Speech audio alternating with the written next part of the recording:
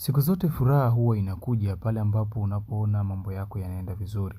Lakini furaha kubwa zaidi unapoona pale ambapo malengo ambayo ulikuwa umeyapanga yameweza kutimia.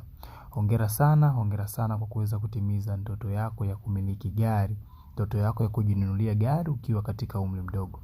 Lakini haya yote huwa inawezekana kwa kuwa na kitu ambacho kina uwezo wa kufanya uweze kutimiza malengo hayo. Kwa maana, sio tu kuwa na limited capital, kwa maana kwamba ukiwa umelimitiwa katika kipato ambacho unakiingiza kila siku, hauwezi kufikia malengo haya. Lakini kama utakuwa na uhuru wa kipato, kuwa na uhuru wa muda, una uwezo wa kufikia malengo yako hata kama ni makubwa kiasi gani.